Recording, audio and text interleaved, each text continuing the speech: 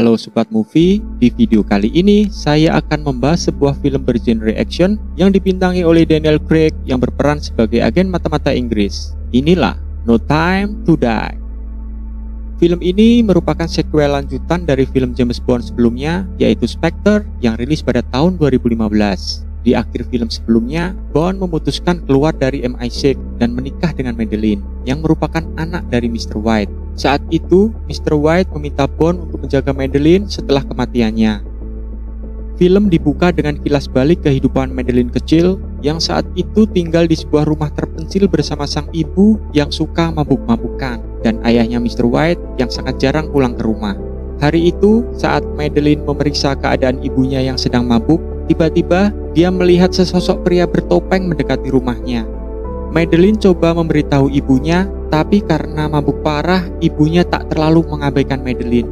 Ketika pria bertopeng itu masuk ke dalam rumah, Madeleine segera bersembunyi. Si pria bertopeng kemudian mengatakan bahwa dirinya adalah Lucifer Sabin. Dia datang untuk membalaskan dendam atas kematian keluarganya yang dulu telah dihabisi oleh Mr. White. Kemudian dia menghabisi ibu Madeleine. Setelah menghabisi ibunya, Sabin kemudian mencari keberadaan Madeleine. Madeleine yang sebelumnya sempat melihat sebuah senjata di lemari, tiba-tiba dia keluar dari bawah kasur dan menembak pria bertopeng tersebut.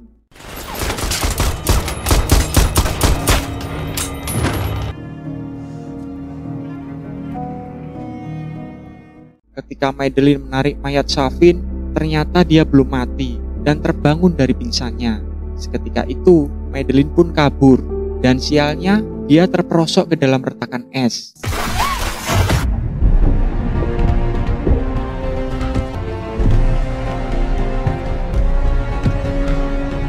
Entah apa yang ada di dalam pikiran Sabin saat itu. Ketika melihat Madeleine terjebak tak berdaya, Sabin justru menarik dan menyelamatkannya sebelum pergi.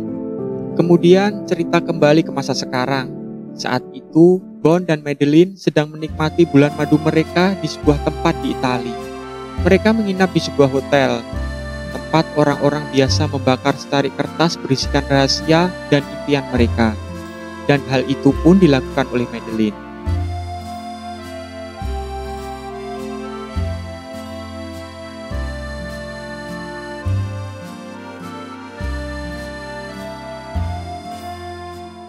Pagi harinya, Bond pamit pada Madeleine akan berziarah ke makam Vesperlin, mantan kekasih Bond yang tewas dalam film Casino Royale. Bond diantar oleh seorang remaja yang kemudian meninggalkannya sesampainya di sana. Tak lama kemudian, Bond melihat sebuah kartu nama berlambang Spectre yang terletak di makam Vesperlin dan tiba-tiba beruntung, Bond selamat dari ledakan tersebut. Kemudian mencoba menghubungi Madeleine, namun tidak diangkat.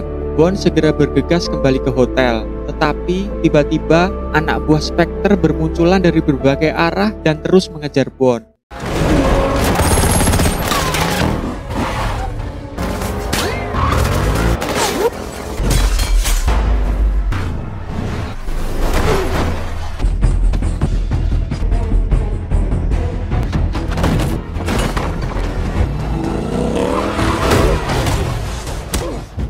Bond berhasil melumpuhkan seorang agen Spectre bernama Primo, dan dia mengatakan bahwa ayah dari Madeleine, yaitu Mr. White, adalah bagian dari Spectre. Hal ini membuat Bond menganggap bahwa Madeleine adalah bagian dari semua ini.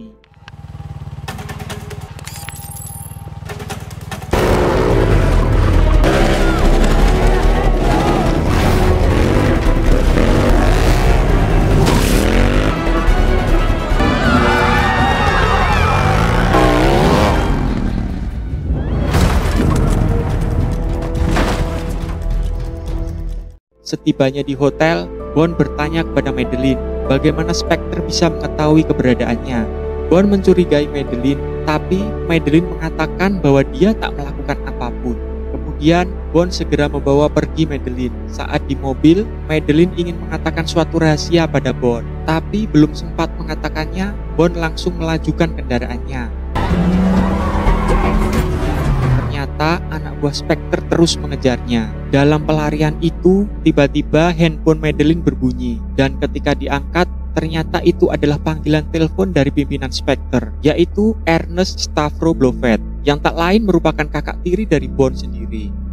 Di sana, Blofeld mengucapkan terima kasih atas pengorbanan Madeleine, dan itu pasti akan membuat ayahnya bangga.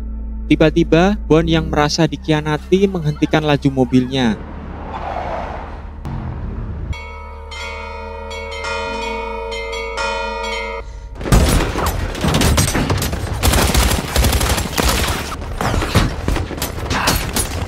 Para anak buah Spectre mengebuk mobil Bond dan memberondongnya dengan peluru. Salah satu agen Spectre yang bernama Primo, yang ternyata masih selamat, tampak membidikkan tembakannya ke arah Madeleine.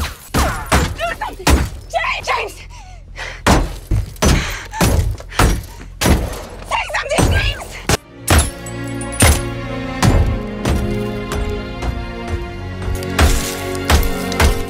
Memahami situasinya, Bond kemudian mulai melakukan perlawanan dengan mengeluarkan senjata di mobilnya dan menembaki musuhnya. Setelah mengeluarkan asap tebal untuk mengelabui anak buah Spectre, akhirnya Bond dan Madeleine berhasil melarikan diri. Bond mengantarkan Madeleine naik kereta api, kemudian dia mengatakan bahwa mereka tak akan pernah bertemu lagi.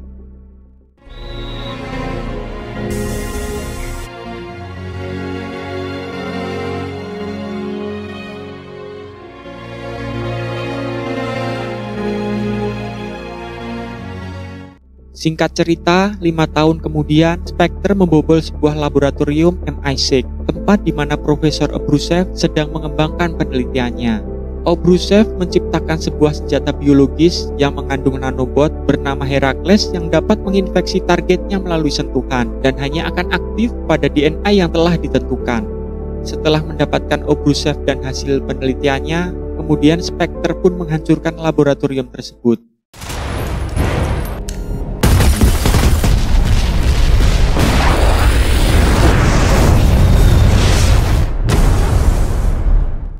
Sementara itu, di tempat lain, terlihat Bond yang tinggal di sebuah tempat terpencil di Jamaika sedang menikmati masa-masa pensiunnya setelah tak lagi menjadi agen MI6. Sekembalinya dari memancing, Bond mendapat kunjungan dari teman lamanya yang bekerja di CIA bernama Felix dan seorang temannya dari Departemen Luar Negeri Inggris bernama Logan.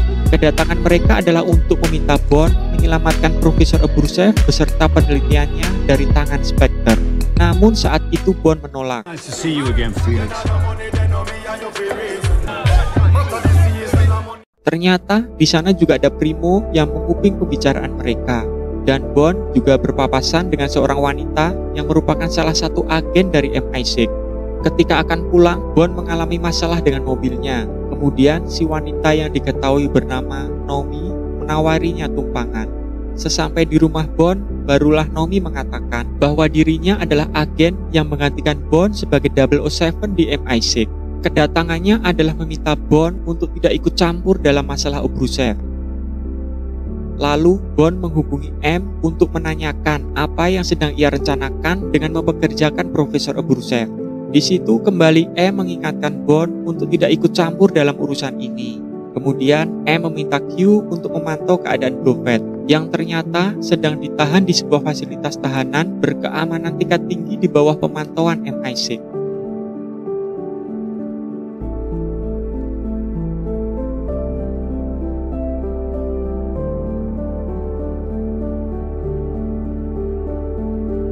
Sementara itu, mendengar keterlibatan Spectre, Bond yang teringat akan istrinya memutuskan untuk ikut bersama Felix menyelamatkan Profesor Obruchev.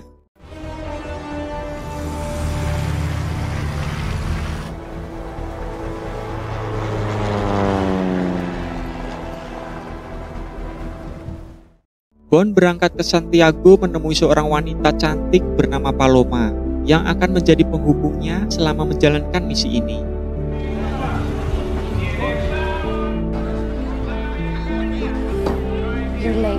Bond dan Paloma menghadiri sebuah pertemuan yang dihadiri oleh semua petinggi Spectre dari berbagai negara. Ternyata itu adalah sebuah jebakan yang khusus dipersiapkan oleh Blofeld untuk menyambut kedatangan Bond. Now, James Bond. Obruchev diperintahkan untuk menyebarkan racun Herakles dengan memasukkan DNA Bond Tapi sepertinya Obrushev punya rencana lain. Diam-diam dia justru mengganti profil DNA Herakles tersebut, sehingga ketika Herakles diaktifkan, hal itu justru akan membunuh semua para petinggi Spectre yang ada di sana. It's too late. It's already crawling under your skin. Don't be alarmed, it's harmless to us, just to him. So deep.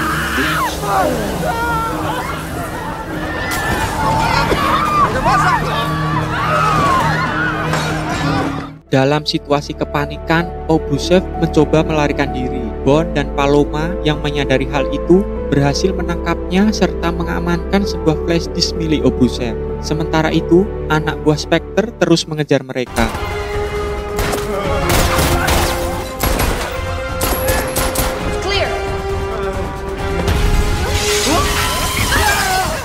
Mereka sempat kecolongan oleh agen baru 007, namun Bond dan Paloma berhasil merebutnya kembali. There you are.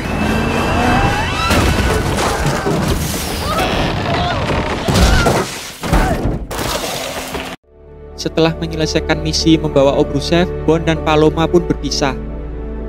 Bond kemudian membawa Obrushev ke sebuah kapal di mana di sana sudah ada Felix dan Logan yang sedang menunggunya. Bond kemudian menginterogasi Obrushev dan bertanya siapa yang menginginkan senjata kimia tersebut dan kenapa Spectre yang menjadi target mereka.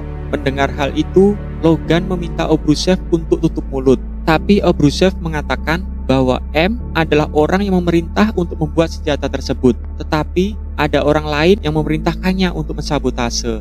Karena Logan terus berusaha menyuruh Obrushev untuk tutup mulut, akhirnya Bond menyadari bahwa Logan adalah seorang agen ganda.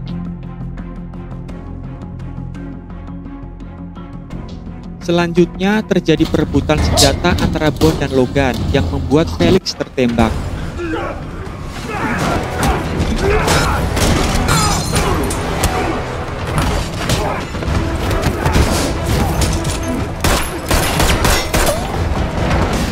Akhirnya, Logan berhasil mengunci Bond di ruang bawah kapal bersama dengan Felix dan kemudian mengatakan pada Obrushev bahwa dia juga bekerja untuk Lucifer Safin. Mereka kemudian pergi dengan pesawat setelah meledakkan kapal tersebut.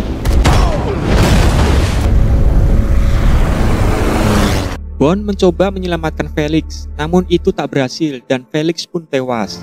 Felix.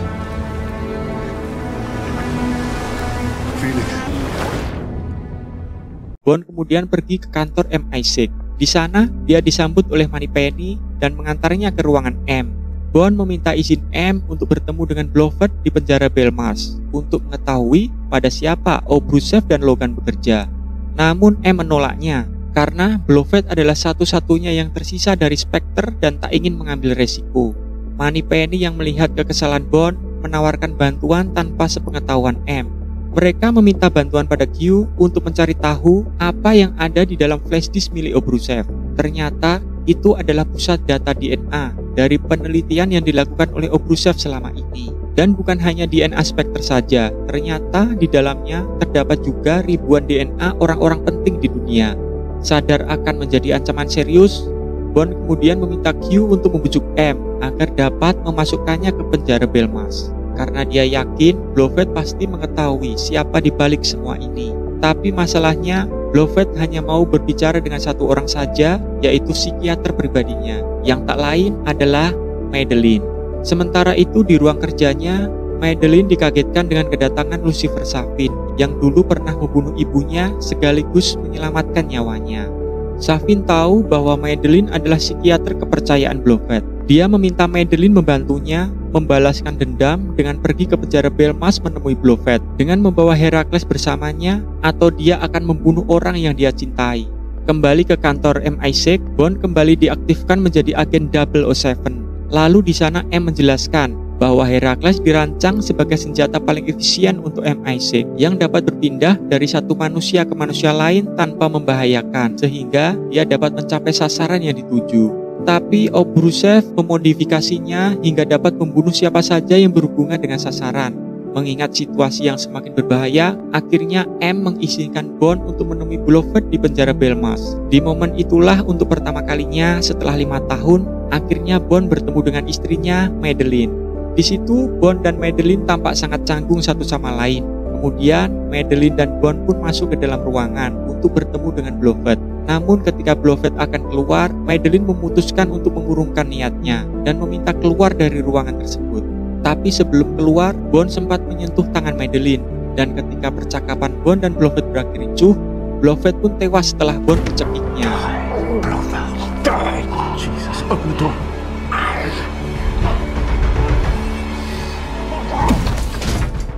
Namun sebenarnya bukan karena cekikan Bond, melainkan karena Herakles yang ada di tangannya. Di mana hal ini bisa terjadi? Karena tangan Bond sempat bersentuhan dengan tangan Madeleine yang sudah terpapar Herakles. Q pun menyimpulkan bahwa Herakles tak dapat dikeluarkan dari tubuh Bond, karena sekali dia terinfeksi, maka selamanya dia akan ada di dalam tubuh Bond, dan hal itu tak akan berbahaya jika Bond bukan menjadi targetnya. Kemudian, Bond memutuskan untuk menemui Madeleine dan menemukannya di rumah masa kecilnya. Ternyata di sana, Madeleine telah memiliki seorang putri bernama Matilda. Dia memiliki mata sama seperti Bond. Tanpa sepengetahuan Bond, ternyata ketika di Itali, sebenarnya Madeleine ingin mengatakan bahwa dirinya sedang mengandung anak Bond. Namun saat itu tak sempat dia katakan. Di sini, Madeleine pun tetap tak ingin mengatakan bahwa Matilda adalah anak dari Bond, sehingga Bond pun masih tidak mengetahuinya. Bond hanya memiliki firasat dengan melihat mata dari gadis kecil itu.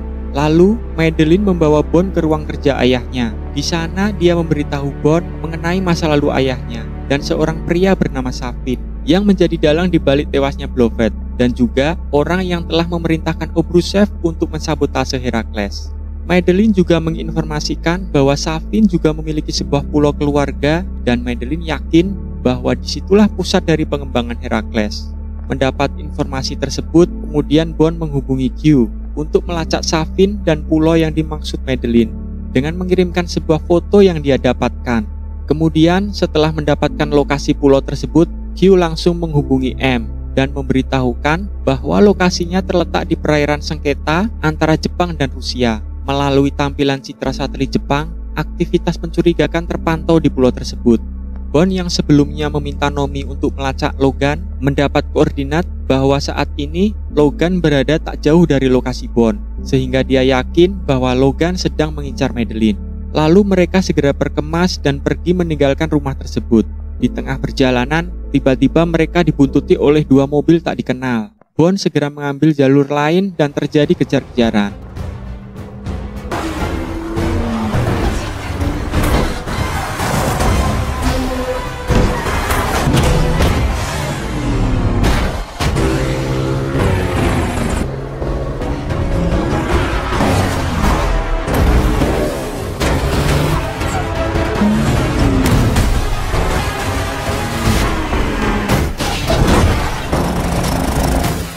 Melihat situasi ini, Bond memutuskan bersembunyi ke dalam hutan untuk mengelabui anak buah Safin. Bond meminta Madeleine dan Matilda bersembunyi di sebuah pondok, sementara dia akan menghabisi anak buah Safin.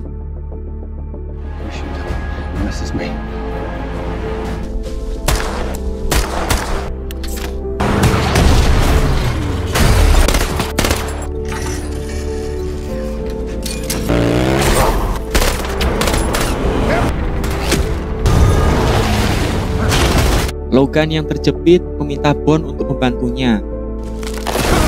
So why don't you help me out, brother? You won't be able to stop him. Tapi alih-alih membantunya, Bond pun tanpa ampun langsung mendorong mobil untuk menghabisi Logan. Bond kemudian menghampiri Madeleine dan Matilda. Ternyata mereka telah berhasil diculik oleh Safin dan dibawa menggunakan helikopter. Tak lama kemudian datang Nomi yang memberikan tumpangan pada Bond. Mereka berdua langsung menuju bandara di mana Q telah menunggunya. Di situ M mengatakan bahwa ada 3 yang menjadi tujuan utama misi mereka: mengkonfirmasi adanya Herakles, membunuh Obrushev dan Safin, serta menyelamatkan Madeleine dan Matilda. Sebelum menjalankan misi, Q memberikan Bond sebuah arloji canggih yang mengandung denyut elektromagnetik dan dalam jarak dekat dapat mematikan setiap sirkuit dalam jaringan program. Sementara Nomi dibekali dengan Kidar, yaitu sebuah alat yang dapat memetakan setiap ruangan. Sementara itu di pulau, terlihat Safin yang baru saja tiba membawa Madeline dan Matilda. Safin disambut oleh Profesor Obruchev dan memberikan sebuah serum Herakles yang tertanam DNA milik Madeline dan Matilda. Lalu Safin membawa mereka ke sebuah taman beracun yang sedang dikembangkan dan berkata bahwa itu adalah warisan dari ayahnya, sebuah kolam taman yang dihiasi dengan berbagai bunga beracun. Safin kemudian memisahkan antara Madeline dan Matilda. Bond dan Nomi bergerak menuju pulau menggunakan sebuah pesawat yang dapat terbang dan menyelam di bawah permukaan air.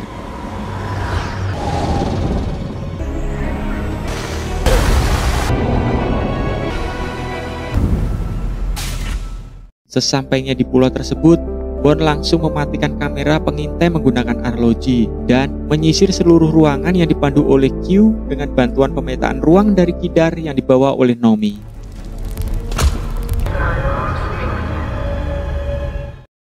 Bond berhasil menemukan Obruchev dan berencana untuk segera meledakkan laboratorium tersebut. Sementara Madeline berhasil melarikan diri dari pengawasan Primo.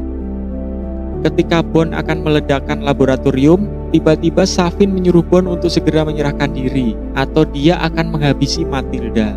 Mendengar hal itu, Bond pun berencana menemui Safin dan meminta Nomi untuk menghancurkan tempat tersebut jika dia tak kembali.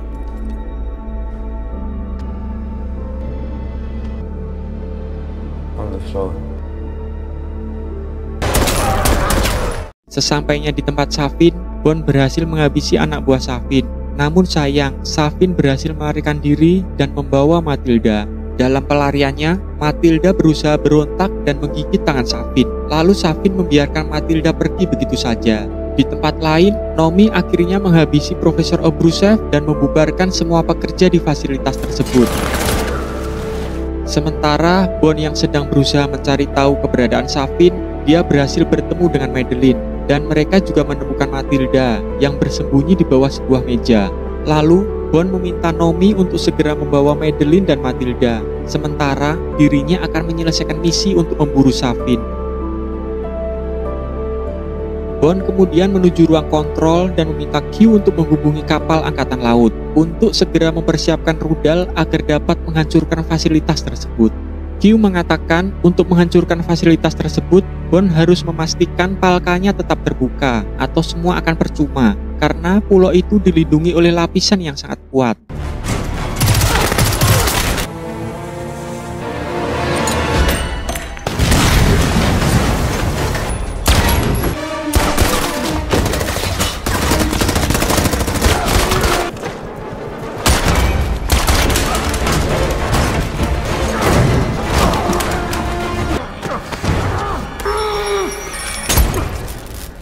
Lalu Bond pun berusaha membuka palka tersebut dan berhasil.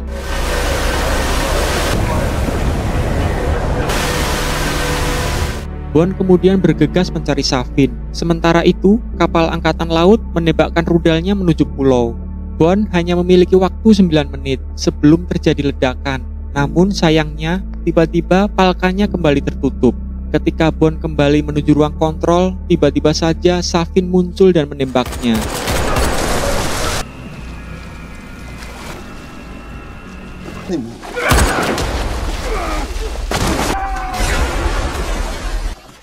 Dalam perkelahian itu, Bond akhirnya berhasil mengalahkan Safin. Namun sayang, Bond terkena Herakles, di mana jika dia bersentuhan dengan Madeline dan Matilda, maka itu akan membunuh mereka. Akhirnya, Bond pun berhasil kembali ke ruang kontrol dan membuka semua palka yang ada. Dan dia pun harus menerima kenyataan bahwa dia tak akan pernah lagi dapat menyentuh Madeline dan Matilda.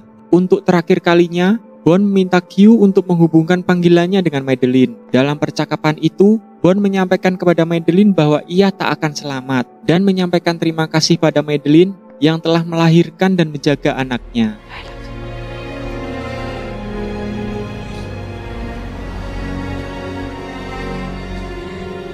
If we only had more time.